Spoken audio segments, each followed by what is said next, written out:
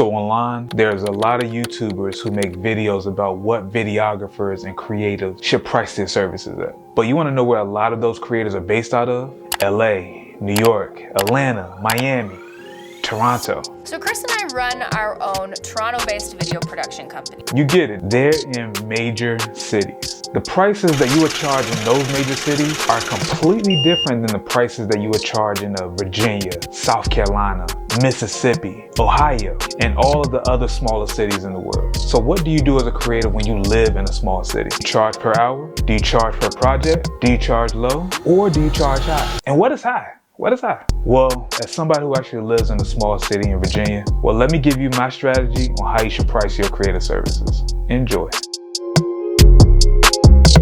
So when I first started out as a creative in Virginia, one of my biggest issues was just trying to find the right price to actually charge for my services. At first, I started with straight up crackhead prices. And then there was a point where I charged extremely high for everything. And with that, I bumped my head a lot. But after a couple of times, I feel like I got it right. So even though my strategy doesn't work for everybody, keep that in mind. Let me give you guys my strategy and my technique on what you should do if you're just not sure what you should be charging and you live in a small city. But I want you guys to stay into the end of this video because I'm actually going to break down and give you guys a list of services that I feel like all starter videographers start with. And I'm gonna actually give you the starting price for that as a videographer. The first thing you need to do is assess where your skills are at. Outside of creative work, just being self-aware is just a great skill to have in general. You should be able to look at your work and honestly be able to tell yourself, where do you belong in the tier or in the hierarchy of creators in your area? Are you at the bottom with everybody else that's just starting out? Or are you at the very top where people who are, making tens and thousands of dollars and six figures a year as a creative? Or are you in that middle class of creative work? You need to look at your portfolio and honestly just talk to yourself and be like, hey, I might be better than some of these people at the bottom, but I'm definitely nowhere near the top. So I'm fall somewhere right in the middle. You have to be honest with yourself. That's the only way any of this works, is if you're honest with yourself. Also, when you're auditing your skills, know exactly what makes you stand out. So when I first started out, I probably didn't have the greatest technical skills, but I knew how to tell a story and I knew emotion when it came down to video. Also, you should definitely know which lanes in your area are wide open. Usually when creators start out, almost everybody starts with music videos or personal events and parties and stuff like that. But there's other lanes that are normally wide open that a lot of people don't take advantage of, as far as just working with businesses, real estate, e-commerce brands, drone videography. There's a lot of areas that your standard videographer just doesn't go after. So understand that, take a look and see if those lanes are wide open and if that is something that you might be interested in, because that way you might be able to make some decent money out the gate very fast. Second, know the type of work that you want to create. Now, I understand that this is something that might be a little bit hard for creators to do.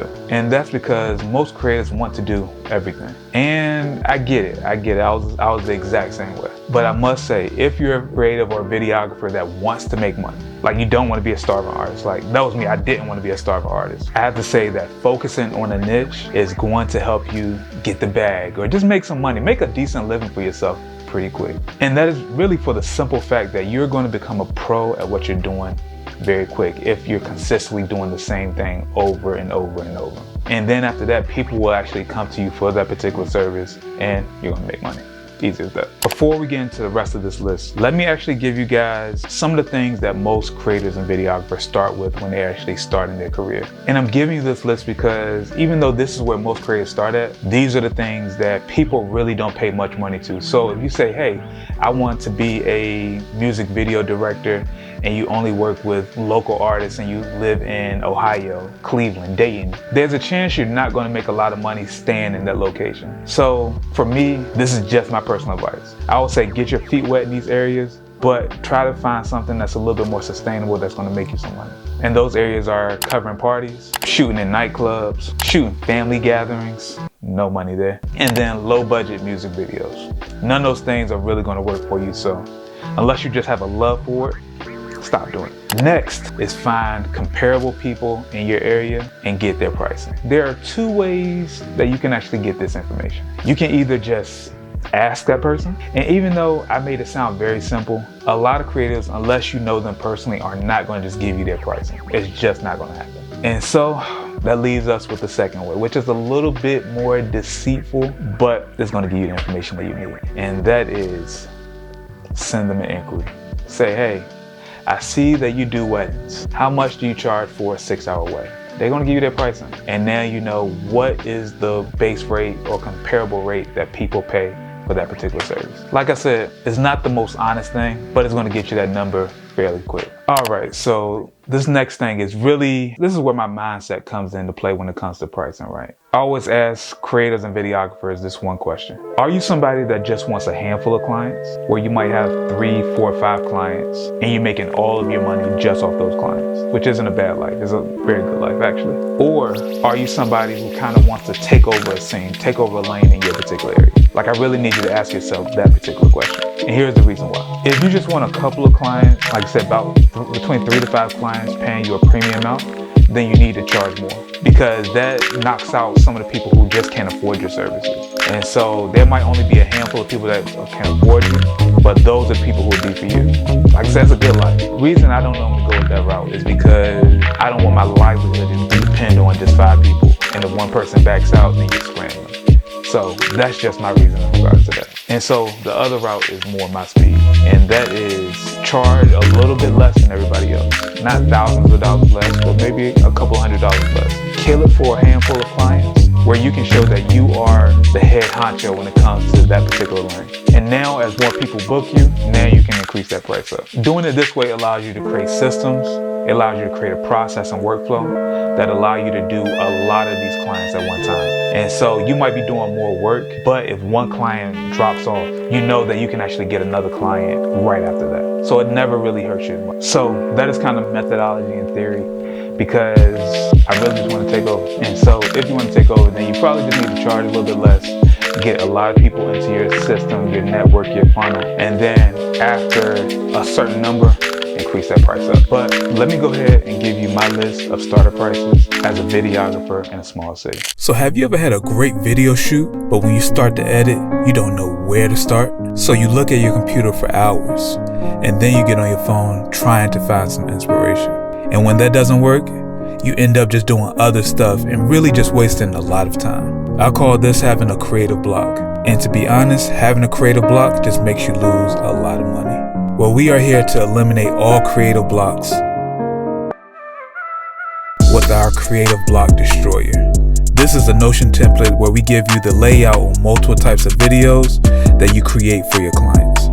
So now all you have to do is follow our templates on how to edit your videos, and this will allow you to start all of your videos with a plan. Become more efficient, and efficiency means you make more money. So go ahead and download the Creative Block Destroyer today. So for a wedding, if you're working 6 hours, which is probably the minimum when it comes to weddings, if you're just starting out, you should charge roughly around $1,000. If you can get more, go for it, but at the minimum, you should be at $1,000. Music videos. I personally hate music videos. I'm not even gonna lie to you. But if you're starting out for a music video, then you're just doing a basic run and gun music video, maybe 2 to 3 different locations, you should charge around $500. Remember, I said starting out. For a small business commercial, and you're doing your basic 1 to 2 minute commercial, maybe a couple quick locations, you should definitely charge roughly around $700. A real estate listing video, you should probably be roughly around $400. And now let's get into events.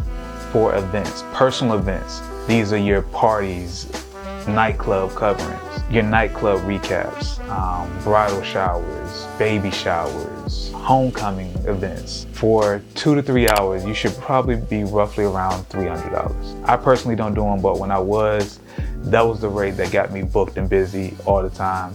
And then I started to make my way up, charging a little bit more. So that is my list for pricing for videographers if you are just starting out in a small city. There's a lot of little caveats and nuances to that. But if you like this video and found some value in this video, please share this video with a creative or a videographer who you feel like could use this. Also, check out some of my older videos where I give game on me building up a multi-million-dollar content agency, as well as some tips and tricks on how creatives and videographers can be more productive but make more money. So once again, I'm Shad, and good day, good evening, good night. Y'all be blessed.